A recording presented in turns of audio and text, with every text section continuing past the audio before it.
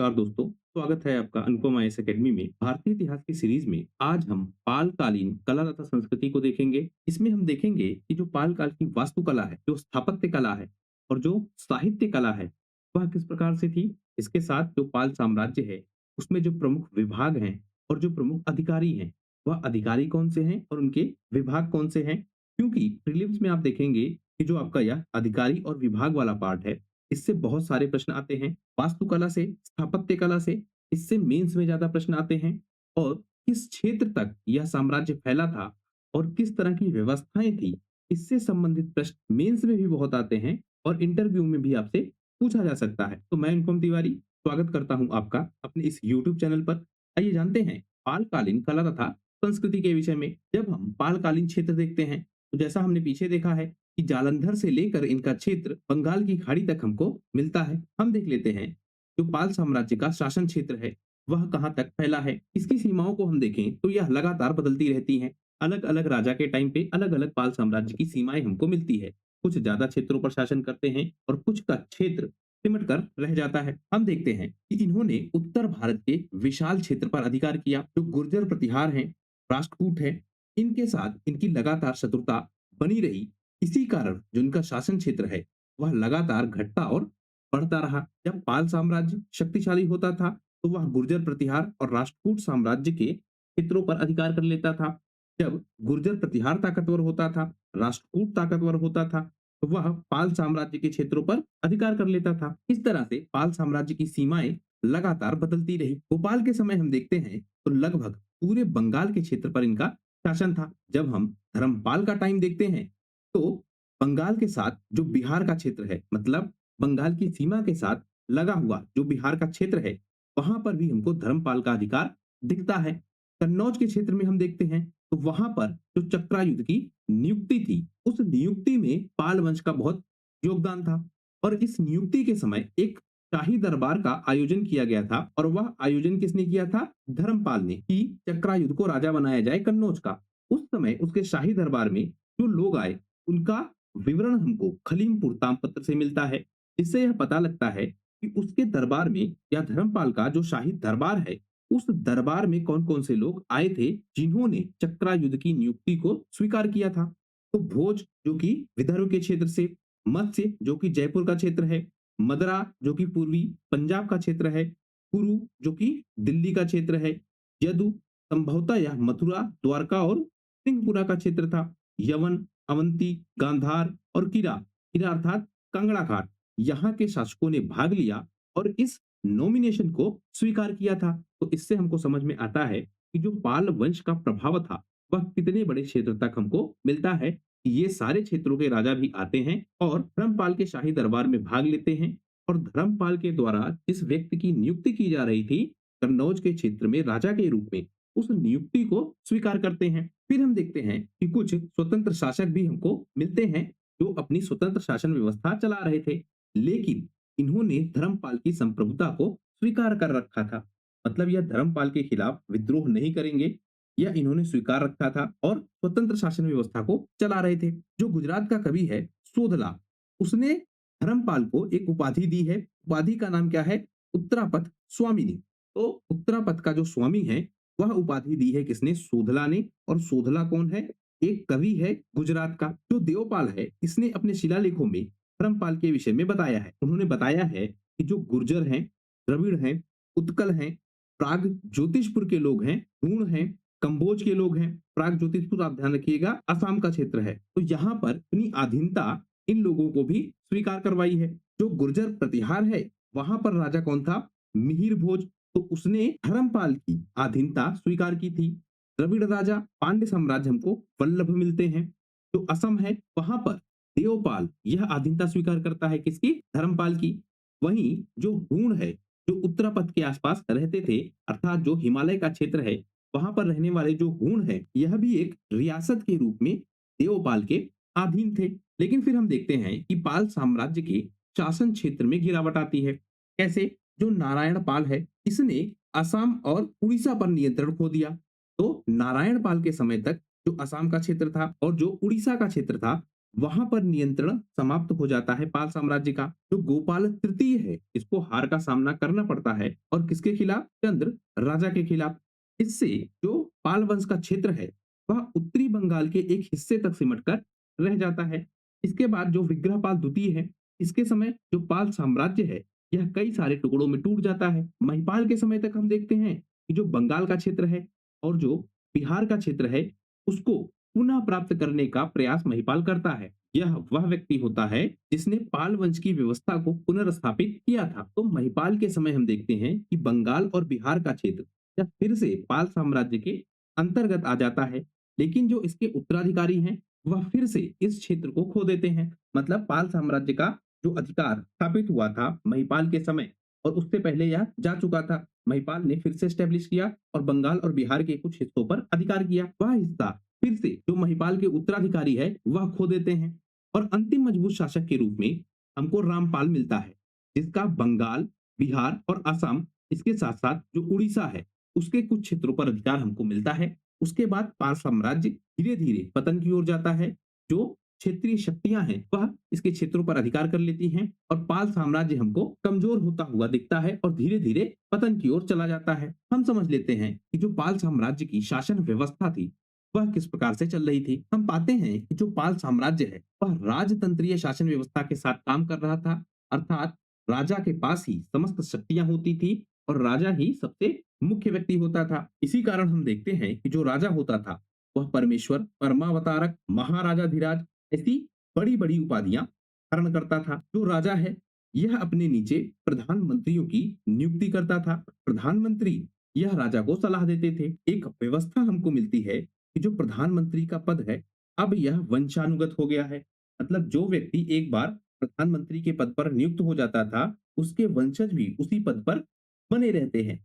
और एक उदाहरण के रूप में हम देखें तो जो गर्ग वंश के लोग थे, इन्होंने लगभग 100 वर्षों तक प्रधानमंत्री के रूप में कार्य किया। तो गर्ग वंश से संबंधित जो लोग थे, उनके वंशज लगातार पाल वंश में प्रधानमंत्री के रूप में कार्य करते रहे। अब यह प्रधानमंत्री कौन होगा? यह मुखिया होगा प्रशासनिक व्यवस्था का। और राजा कौन होगा?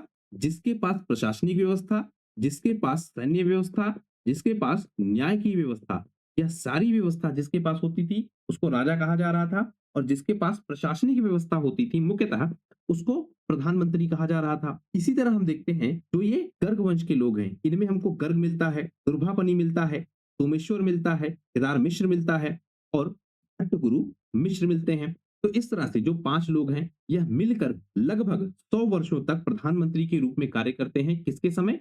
पाल साम्राज्य के समय। जो साम्राज्य था, यह भुक्तियों में विभाजित था। भुक्ति किसे कहते हैं, यह आप जरूर ध्यान रखिएगा। ऐसे प्रश्न यूपीएससी बार बार पूछता है। तो जो साम्राज्य था, यह भुक्तियों में विभाजित था। उसके साथ जो भुक्ति है, वह विश्वा और मंडलों में विभाजित थी। इससे भी छोटी इकाइयां हमको मिलती है, जैसे खंडाला, भाग, आवृत्ति, चतुरक और पट्टक। तो देखिए, भुक्ति होती थी और यहाँ पर भुक्तिपति होता था, जो कि इनका नियंत्रण देखता था। इसके नीचे विश्वा और मंडल, मंडल और विश्वा फिर से विभाजित होते थे खंडाला, भाग, आवृत्ति, चतुरक और पट्टक में। जो सैन्य व्यवस्था है पाल साम्राज्य की, अगर हम उसको समझना चाहें, तो हम देखते हैं कि पाल साम्राज्य में बड़ी मात्रा में हमको भाड़े के सैनिक मिलते थे। इसमें हम देखें तो जो मालवा है, खासा है, हूण है, कुलिका है, मिथिला है, कनरता है, लता है, ओड्रा है, और जो मनहाली है, इन सारे क्षेत्रों से भाड़े के सैनिकों की भर्ती की जाती थी। किसमें? पाल साम्राज्य में। जो समकालीन साक्ष्य हैं, वह बताते हैं कि राष्ट्रकूट जो शासक थे, इनके पास बहुत अच्छी पैदल सेना थी। जो गुर्जर प्रतिहार थे, इनके पास घुड़सवार सेना बहुत अच्छी थी। और जो पाल थे, इनके पास हाथियों की सेना बहुत अच्छी थी। हमने देखा था जब चोल राजा राजेंद्र चोल बंगाल के क्षेत्र पर या गंगा नदी के जल को लेने के लिए आक्रमण करता है, तो वह अपने साथ बहुत सारे हाथियों को लेकर वापस जाता है। इसका कारण यह है कि जो वह क्षेत्र था, बंगाल का क्षेत्र, जहां पर पाल साम्राज्य अपनी व्यवस्था को बनाए हुआ था, उस क्षेत्र में हाथियों की एक बड़ी संख्या मिल रही थी, जिन पर कंट्रोल करके पाल साम्राज्य अपनी सैन्य व्यवस्था में उनको इस्तेमाल कर रहा था। जो अरब व्यापारी था सुलेमान, वह कहता है कि जो पाल शासक हैं, इनके पास जो बलहारा है, और बलहारा शब्द इस्तेमाल किया जा रहा है राष्ट्रकूट शासकों के लिए, और जो जुर्ज के राजा हैं, और यह शब्द इस्तेमाल किया जा रहा है गुर्जर प्रतिहारों के लिए। तो बलहारा अर्थात राष्ट्रकूट और जो जर्ज के राजा हैं अर्थात जो गुर्जर प्रतिहार हैं, उन दोनों की तुलना में सबसे बड़ी सेना किसके पास थी? पाल साम्राज्य के पास। सुलेमान यह भी कहता है कि जो पाल सेना है उसमें कपड़े धोने के लिए और ईंधन भरने के लिए कम से कम 10 से 15,000 पुरुषों की नियुक्ति की जाती थी। तो कई बार यह संख्या हमको बहुत ज्यादा लगती है, क्योंकि 10 से 15,000 कपड़े धोने वाले अगर हैं, ईंधन भरने वाले अगर हैं, इसका मतलब जो सैन्य शक्ति है वह कम से कम 1 लाख के ऊपर होगी। तो इतनी बड़ी सैन्य शक्ति क्या पाल साम्राज्य के पास थी या नहीं थी, इस पे थोड़ा सा संशय है, क्योंकि हम देख रहे थे कि इनकी सेना में भाड़े के सैनिक भी बहुत ज्यादा हमको मिलते हैं। हालांकि सुलेमान यह बताता है कि 10 से 15,000 तक लोग पाल सेना में कपड़े धोने के लिए और ईंधन भरने के लिए रखे जाते थे। तो कुल मिलाकर हम समझ पा रहे हैं कि पालों के पास एक बहुत शक्तिशाली सेना थी और उसमें सबसे बड़ा रोल था हाथियों का। सुलेमान यह भी कहता है कि लड़ाई के समय जो पाल सेना थी इसके पास कम से कम 50,000 हाथियों की सेना थी। तो 50,000 हाथियों की सेना, इसमें आप पैदल सेना भी जोड़ लीजिए, घुड़सवार सेना भी थोड़ी बहुत होती थी पालों के पास भी। तो यह सब मिलाकर पालों के पास एक बहुत शक्तिशाली सेना हमको मिलती है। जो इब्न खलदून है यह अपने उल्लेख में बताता है कि जो पाल साम्राज्य है इसके पास जो हाथियों की संख्या है वह लगभग 5,000 के आसपास है।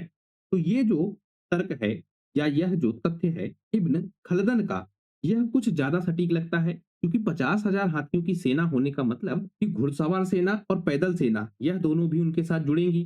फिर अभी बात हो रही थी कि 10 से 15,000 लोग ईंधन भरने के लिए और कपड़े धोने के लिए थे। तो पालों की जो सैन्य क्षमता है वह हमको 1 से 1.5 लाख के आसपास तक दिखेगी। तो इतनी बड़ी सैन्य क्षमता शायद उस समय नहीं थी। हालांकि कुल मिलाकर हम यह समझ पाते हैं कि जो पाल साम्राज्य था उसके पास एक बहुत बड़ी सैन्य शक्ति थी और हाथियों की जो शक्ति थी वह पालों के पास सबसे ज्यादा थी। हम देखते हैं कि जो बंगाल का क्षेत्र है इस क्षेत्र में हमको अच्छी नस्ल के घोड़े नहीं मिलते हैं। इसी कारण जो पाल साम्राज्य के लोग हैं या जो पाल शासक हैं यह घोड़ों का आयात करते थे। और आयात कहां से करते थे? मुख्यतः कंबोज से। पालों के पास एक नौसैनिक सेना भी थी। हमने देखा था एक युद्ध के दौरान कि पालों के पास नौसेना भी थी जिसका वह प्रयोग कर रहे थे। तो यह दिखाता है कि पालों के पास कितनी बड़ी सैन्य शक्ति थी। जो पाल साम्राज्य है इसके प्रमुख अधिकारियों के विषय में हम जान लेते हैं। यहाँ से प्रीलिम्स में प्रश्न बहुत ज्यादा पूछे जाते हैं कि एक अधिकारी का आपको नाम दिया जाएगा और आपसे पूछा जाएगा कि यह किस विभाग से संबंधित है या इसका प्रमुख कार्य क्या है। तो सबसे पहले हम देख लेते हैं राजा को। सबसे ऊपर होता था राजा। राजा के बाद हम देखते हैं कि बहुत सारे अधिकारी हमको मिलते हैं। इसमें हमको राजन्य का मिलता है, राणा का मिलता है।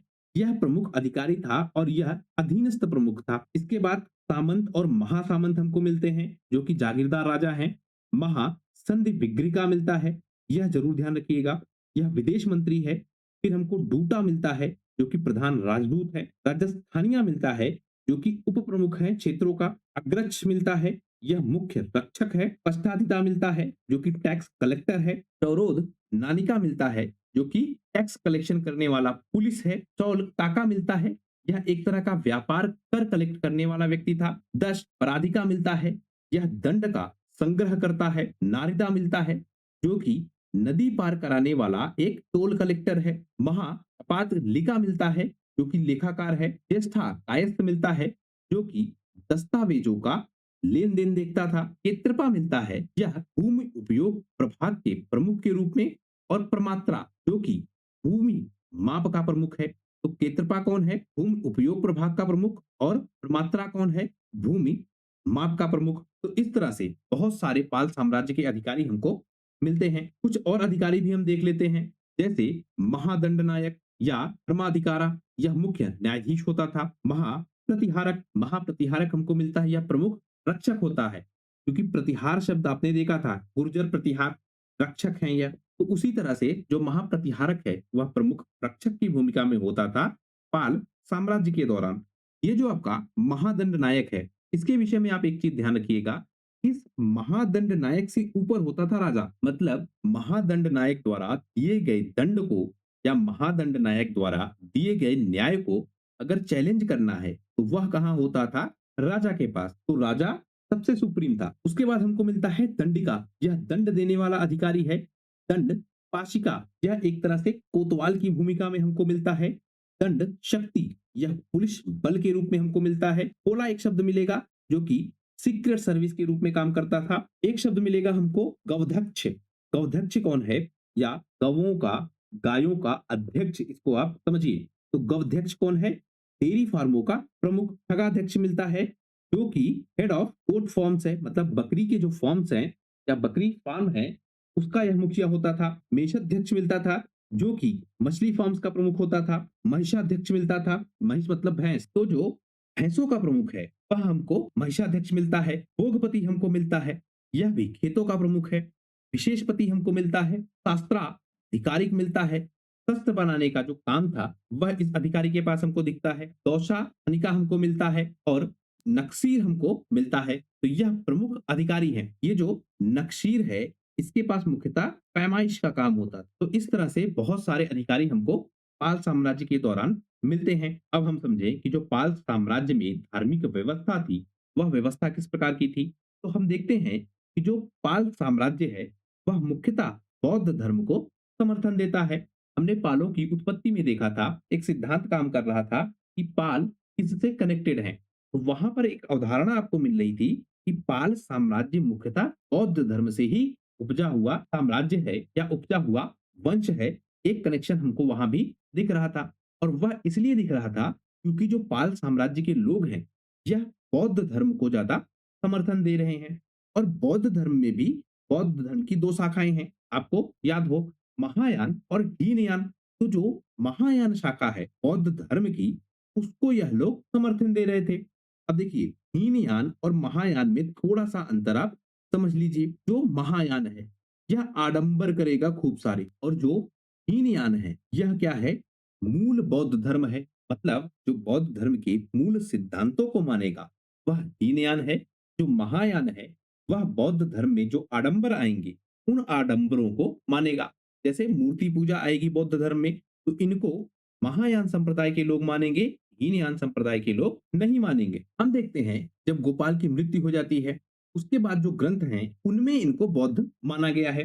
जैसा मैंने अभी आपको बताया कि साक्ष्यों के आधार पर कई लोग इनको बौद्ध धर्म से ही उपजा हुआ मानते हैं, लेकिन यह कितना सच है यह हमको ठीक से ज्ञात नहीं है। जो बाद के पाल शासक हैं वह निश्चित रूप से बौद्ध धर्म से कनेक्टेड थे क्योंकि उन्होंने बौद्ध धर्म से ही कनेक्टेड ज्यादा निर्माण करवाए। तो उससे हम अंदाजा लगाते हैं कि जो बाद के पाल शासक हैं वह बौद्ध धर्म से कनेक्टेड थे।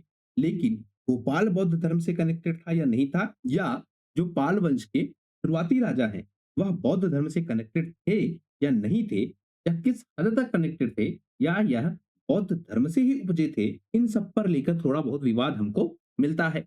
हालांकि अगर हम ओवरऑल पाल साम्राज्य को देखें तो यह बौद्ध धर्म से ज्यादा कनेक्टेड हमको मिलता है। धर्मपाल ने, हमने देखा था कि एक व्यक्ति को अपना आध्यात्मिक गुरु बनाया था और वह व्यक्ति कौन था?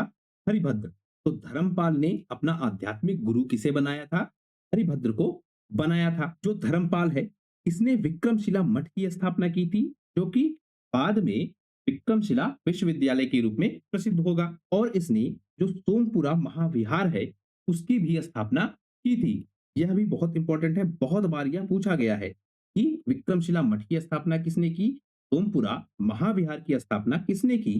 तो आप ध्यान रखेंगे कि धर्मपाल ने इसकी स्थापना की थी। जो तारानाथ हैं इनके संबंध में एक तथ्य है कि 50 धार्मिक संस्थाओं को और हरिभद्र को संरक्षण देने का इन्हें श्रेय मिलता है। बाद में हम देखते हैं कि जो सोमपुरा महाविहार है जिसका निर्माण धर्मपाल ने करवाया था, इस सोमपुरा महाविहार में जो संरचनाएं बनी उनको फिर से स्थापित करने का काम देवपाल ने किया, जिसमें हमको महाभारत और रामायण के विषय भी मिलते हैं। तो इससे हम यह अंदाजा लगाते हैं कि जो पाल साम्राज्य के लोग हैं वह बौद्ध धर्म से भले ही ज्यादा कनेक्टेड हैं, लेकिन अन्य धर्मों को भी वह सम्मान दे रहे थे।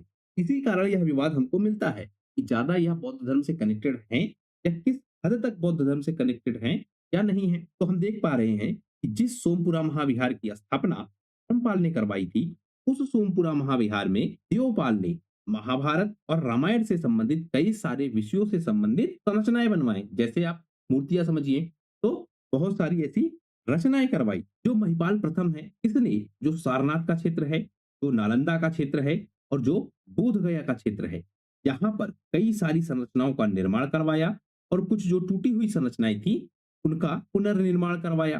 तो इस तरह से हम देखते हैं कि पाल साम्राज्य में जो धर्म है वह मुख्यतः है बौद्ध धर्म, लेकिन अन्य धर्मों को भी यहाँ समर्थन या संरक्षण मिल रहा है। हम देखें जो नालंदा विश्वविद्यालय है और जो विक्रमशिला विश्वविद्यालय है। नालंदा विश्वविद्यालय के विषय में आप ध्यान रखेंगे कि इसकी स्थापना की थी गुप्त वंश के शासक कुमार गुप्त ने, लेकिन जो पाल वंश है इसने पुनर्निर्माण करवाया था किसका? नालंदा का। इसके अलावा जो धर्मपाल है इसने विक्रमशिला विश्वविद्यालय की स्थापना की थी। पहले यह मठ था और बाद में यह विश्वविद्यालय बन गया। तो धर्मपाल ने विक्रमशिला विश्वविद्यालय की स्थापना की, नालंदा का पुनर्निर्माण करवाया और नालंदा को बनाया किसने था? वह गुप्त वंश का शासक कुमार गुप्त था। पालों के समय एक चीज हम देखते हैं कि यह बुद्ध के लिए या बौद्ध धर्म के लिए बहुत फेमस हो जाता है और इसके कारण जो भारत की प्रसिद्धि है उसमें बहुत वृद्धि होती है और इस तरह से स्टेब्लिश हो जाता है कि जो बुद्ध है वह भारत से कितना कनेक्टेड है। बुद्ध की विचारधाराएं भारत के बाहर अन्य देशों में भी फैलती हैं। तो इस तरह से बुद्ध की भूमि के रूप में भारत देश की ख्याति अलग अलग क्षेत्रों में फैल जाती है। जो जावा का शैलेंद्र शासक है पाल पुत्र देव, इसने देवपाल के पास एक राजदूत भेजा था और मठ निर्माण के लिए 5 गांवों का अनुदान मांगा था। देवपाल ने अनुरोध को स्वीकार भी कर लिया था। इसी तरह से जो ब्राह्मण वीरदेव हैं इसको नालंदा मठ का प्रमुख नियुक्त किया गया था। इसके द्वारा पाल साम्राज्य के द्वारा जो बौद्ध कवि वज्रदत्त है जिसने पुस्तक लिखी है लोकेश्वरस्तक, वह भी हमको पाल साम्राज्य में ही मिलता है। जो पाल साम्राज्य के विद्वान हैं यह बौद्ध धर्म का प्रचार भारत के बाहर भी करते हैं, वहां की यह यात्राएं भी करते हैं। इसी क्रम में हम देखते हैं कि 11वीं शताब्दी में जो अतिशा है इसने तिब्बत की यात्रा की, इसने सुमात्रा की यात्रा की और वहां पर उपदेश दिए, बौद्ध धर्म की शिक्षाओं को वहां प्रसारित किया। तो इस तरह से हम देखते हैं कि बुद्ध की भूमि के रूप में या बौद्ध धर्म की भूमि के रूप में की जो प्रसिद्धि है वह हमको पाल साम्राज्य के दौरान बढ़ती हुई मिलती है। अब हम देख लेते हैं जो पाल काल के प्रमुख विद्वान हैं वह किस तरह से कनेक्टेड है। जैसे हमने एक व्यक्ति देखा अतिशा, जो कि बौद्ध धर्म का प्रचार करने के लिए भारत के बाहर गया। इसके बाद संत रक्षित, यह भी बौद्ध धर्म से कनेक्टेड है। सराहा, तिलोपा, विमल मित्र, दानशील, नृत्ति, जिन मित्र, ज्ञानश्री मित्र, मंजू घोष बहुत इंपॉर्टेंट है। मुक्ति मित्र, यह भी इंपॉर्टेंट है। पद्म मानव, संभोग, बाजरा, शांत रक्षित, शिलाभद्र, सुगताश्री, विचारण, यह सारे व्यक्ति हमको पाल साम्राज्य से कनेक्टेड मिलते हैं। हम देखें जो पाल साम्राज्य है इसमें शैव धर्म की क्या स्थिति थी, क्योंकि यह बौद्ध धर्म को ज्यादा समर्थन दे रहे थे, लेकिन इसके साथ साथ यह अन्य धर्मों को भी समर्थन दे रहे थे। अभी हमने देखा कि जिस तरह से यह महाभारत के और रामायण के जो निर्माण है या उनसे संबंधित जो निर्माण है उनको करवा रहे थे। अब हम समझ रहे हैं कि जो शैव धर्म है वह किस तरह से ज्यादा कनेक्टेड है, क्योंकि अगर आप रामायण और महाभारत की बात करें तो यह ज्यादा वैष्णव धर्म से कनेक्टेड है। तो पाल साम्राज्य शैव धर्म से किस प्रकार से कनेक्टेड है वह हम देख लेते हैं। जो पाल साम्राज्य के राजा हैं इन्होंने लगातार शैव धर्म को संरक्षण दिया था। महिपाल प्रथम ने और नयापाल ने शैव धर्म की दीक्षा भी ग्रहण की थी। जो विग्रहपाल तृतीय है इसने अपने आमागाची शिलालेख में कहा है कि वह शिव की पूजा के लिए समर्पित है। जो कवि संध्याकार नंदी है इसने भी बताया है कि जो रामपाल के पुत्र है मदनपाल, यह एक शिव भक्त था। जो पाल साम्राज्य के लोग हैं इन्होंने शैव धर्म के तपस्वियों को समर्थन दिया। स्पेशली जो गुलागी मठ है उससे संबंधित शैव धर्म के लोगों को समर्थन दिया।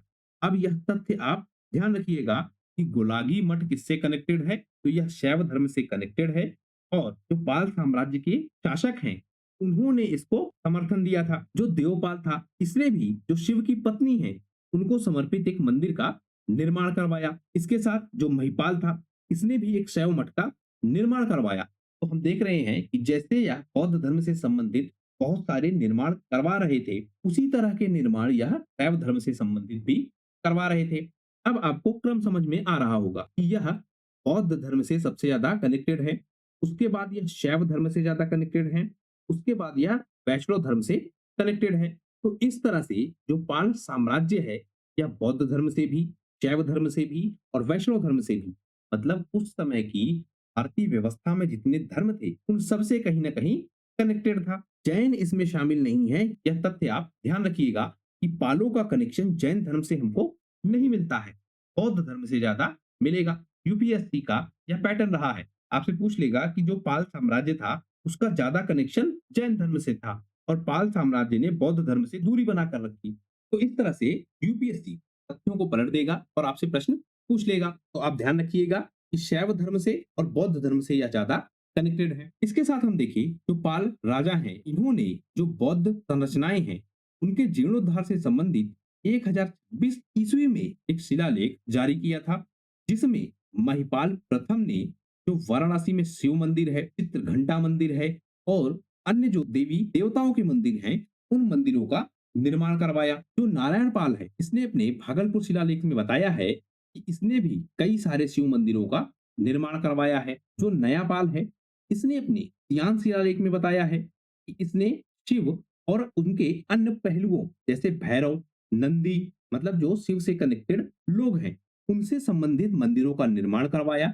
इसके साथ साथ नौ दुर्गा मंदिर, मातृ देवी मंदिर, विष्णु मंदिर, लक्ष्मी मंदिर, इन सब से संबंधित मंदिरों का निर्माण करवाया गया। जो मदन पाल की रानी चित्रमाटिका है इसने भी महाभारत पाठ करने के लिए एक पारिश्रमिक के रूप में बत्तेश्वर स्वामी शर्मा को एक गांव दान में दिया था। मतलब एक ब्राह्मण था बत्तेश्वर स्वामी शर्मा, इसने महाभारत का पाठ किया था और उसके पारिश्रमिक के रूप में जो मदन पाल है उनकी पत्नी चित्रमाटिका ने एक गांव दान में दे दिया। तो आप समझिए कि यह न केवल शैव धर्म से कनेक्टेड है बल्कि यह वैष्णव धर्म से भी कनेक्टेड है। और सबसे ज्यादा लेकिन आप ध्यान रखिएगा कि मान्यता देंगे किसको? बौद्ध धर्म को। अब हम समझें कि जो पाल साम्राज्य है उसमें जो साहित्यिक योगदान है वह किस प्रकार से हमको मिलता है। हम देखते हैं जब पाल काल आता है तो इस समय जो संस्कृत है वह एक प्रमुख भाषा के रूप में विकसित हो जाती है और जो संस्कृत के विद्वान हैं उनको यह पाल साम्राज्य संरक्षण देता है, उनको अपने दरबार के विभिन्न पदों पर नियुक्त करता है। मतलब जो संस्कृत के विद्वान होते थे उनको राजनीतिक पदों पर नियुक्ति भी मिलती थी। जो पाल साम्राज्य है इसके दौरान हम देखते हैं कि जो बौद्ध धर्म है इसका एक संप्रदाय जो तांत्रिक धर्म से ज्यादा कनेक्टेड है। मतलब बौद्ध धर्म में भी आपको बहुत सारे संप्रदाय मिलेंगे, उसी में जो तांत्रिक धर्म से संबंधित था उसका हमको प्रभाव पाल साम्राज्य के दौरान भी देखने को मिलेगा। इसी क्रम में जो बौद्ध धर्म का तांत्रिक समुदाय था उससे संबंधित बहुत सारे ग्रंथों को लिखा गया और उनको अनुवादित किया गया। इसके साथ हम देखते हैं कि जो पाल साम्राज्य है यह न केवल बौद्ध विद्वानों को संरक्षण देता है बल्कि जो अन्य विद्वान भी हैं उनको भी पाल साम्राज्य में संरक्षण मिलता है। जैसे जिमुतवाहन, संध्याकार नंदी, माधवकारा, सुरेश्वर, चक्रपाणि दत्त, इन सबको पाल साम्राज्य के दौरान संरक्षण मिलता है जो कि बौद्ध धर्म से कनेक्टेड नहीं है। तो बौद्ध धर्म के विद्वान जो बौद्ध धर्म से कनेक्टेड नहीं है मतलब शैव धर्म के, वैष्णव धर्म के, इन विद्वानों को भी पाल साम्राज्य में संरक्षण मिलता है। जो पाल साम्राज्य के दौरान प्रमुख ग्रंथ हैं उनको अगर हम देखें तो आगम शास्त्र हमको मिलता है और आगम शास्त्र की रचना किसने की है? गौड़पाद ने। तो गौड़पाद द्वारा रचित आगम शास्त्र एक प्रमुख ग्रंथ हमको मिलता है। इसी के साथ न्याय कुंडली हमको मिलता है जिसकी रचना की है श्रीधर भट्ट ने। हमको मिलता है कर्मानुष्ठान जिसकी रचना भट्ट भावदेव ने की है। तो इस तरह से बहुत सारे पालकालीन ग्रंथ भी हमको मिलते हैं। यह कुछ प्रमुख ग्रंथ हैं जिनसे संबंधित प्रश्न बार बार पूछा जाता है या जिनके पूछे जाने की संभावना है। इसके अलावा भी बहुत सारे पालकालीन ग्रंथ हैं। जो पालकालीन चिकित्सा से संबंधित प्रमुख ग्रंथ हैं उनको अगर हम देखें तो चक्रपाणि यह एक प्रमुख लेखक के रूप में हमको मिलते हैं और इनके द्वारा कई सारे ग्रंथ लिखे गए हैं जैसे चिकित्सा संग्रह, आयुर्वेद दीपिका, अनुमति, शब्द चंद्रिका, द्रव्य गुण संग्रह। तो यह ग्रंथ हमको चक्रपाणि दत्त द्वारा लिखे हुए मिलते हैं। इसी के साथ हम देखें तो सुरेश्वर के भी ग्रंथ हमको मिलते हैं जिसमें शब्द प्रदीप, वृक्क, युर्वेद, लौह पद्धति। इसके बाद हम देखें जो वंगसेन है इनसे संबंधित चिकित्सा के हमको ग्रंथ मिलते हैं। जो गदाधर वैद्य हैं इनसे हमको सुसरता मिलता है। जो जीमुत वाहन है इनके भी हमको कई ग्रंथ मिलते हैं जिसमें दया भाग बहुत फेमस है, व्यवहोर मात्र का फेमस है और कल विवेका बहुत फेमस है। तो चक्रपाणि द्वारा लिखित ग्रंथ, सुरेश्वर द्वारा लिखित ग्रंथ, वंगसेन द्वारा लिखित ग्रंथ, गदाधर वैद्य द्वारा लिखित ग्रंथ और जिमुतवाहन द्वारा लिखित ग्रंथों को हम देख पाते हैं। इसके साथ हम यह भी देखते हैं कि जो संध्याकार नंदी है, इनका एक ग्रंथ हमको मिलता है राचरित महाकाव्य। तो जो आपका यह राचरित महाकाव्य है, यह बहुत फेमस रचना है। अब हम समझें कि जो पाल काल है, इसमें जो वास्तुकला है वह किस प्रकार से विकसित हुई थी या उसकी प्रमुख विशेषताएं कौन सी थी। हालांकि आर्ट एंड कल्चर के पार्ट में इसको हम ज्यादा डिटेल से देखेंगे, क्योंकि उस पे आपको बहुत डीप जाके समझना होगा कि किस तरह की संरचनाएं हमको पाल साम्राज्य के दौरान मिलती हैं। आप मुख्य विशेषताओं को देख लीजिए जो आपको पाल साम्राज्य के दौरान मिलती हैं। तो हम देखते हैं कि जो पाल वास्तुकला है यह ज्यादा कनेक्टेड है गुप्त काल से, और जिस तरह की गुप्तकालीन वास्तुकला थी उसका पूरा प्रभाव हमको पालकालीन वास्तुकला पर दिखता है। हालांकि कुछ परिवर्तन भी हमको दिखते हैं, जैसे जो गुप्त काल था वहां पर जो देवता की मुद्रा थी वह उतनी सीधी नहीं बनाई जाती थी। मतलब जो देवता की मूर्ति बनाई जाती थी वह उतनी सीधी नहीं बनाई जाती थी। लेकिन अब जब पाल काल में देवता की मूर्ति बनाई जाएगी तो वह बहुत सीधी बनाई जाएगी, और इसके साथ जो देवता के पैर बनाए जाएंगे वह बहुत सीधे बनाए जाएंगे। तो कुल मिलाकर जो मूर्ति कला है उसमें अगर हम देखें तो जो मुद्रा है वह अधिक सीधी हमको मिलती है। इसके साथ हम देखते हैं जो आभूषण है वह हमको गुप्त काल से ज्यादा दिखते हैं। मतलब जो पहनावा ओढ़ावा है वह हमको ज्यादा दिखता है गुप्त काल की तुलना में। इसके अलावा हथियारधारी हमको देवता मिलते हैं, या जो अन्य मूर्तियां भी बनाई जाती हैं वह हमको हथियारधारी मिलते हैं। जो नक्काशी है इस पर बहुत ज्यादा ध्यान दिया गया है। इसके साथ साथ जो प्रारंभ में बनाए गए उसमें बौद्ध धर्म का ज्यादा प्रभाव, और जो बाद में बनाए गए उसमें हिंदू धर्म का ज्यादा प्रभाव, और हिंदू धर्म में भी जो शैव धर्म है उसका ज्यादा प्रभाव हमको दिखता है। तो गुप्त काल से ही प्रभावित हमको यहाँ वास्तुकला दिखती है। लेकिन उस वास्तुकला में एक एडवांसमेंट होती है, खास करके इनके पहनावे ओढ़ावे पर। जो आभूषण है उनको बढ़ा दिया जाता है, हथियार दिखाए जाते हैं, साथ में नक्काशी पर बहुत ध्यान दिया जाता है। तो इस तरह हम समझते हैं कि एक एडवांसमेंट हमको मिलती है गुप्त काल के दौरान जो वास्तुकला थी उससे पाल साम्राज्य के दौरान।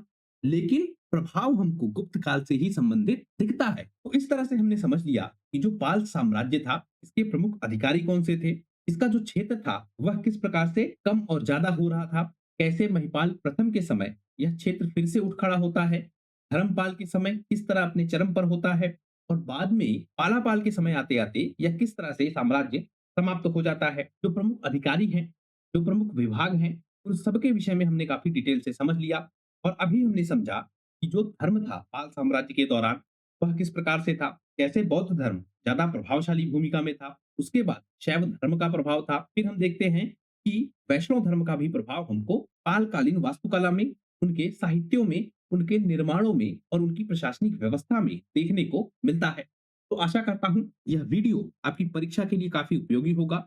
अगर इस वीडियो से आपकी परीक्षा के लिए कुछ भी उपयोगी तथ्य मिला हो तो प्लीज शेयर कीजिए इस चैनल को अपने दोस्तों के साथ, सब्सक्राइब कीजिए इस चैनल को।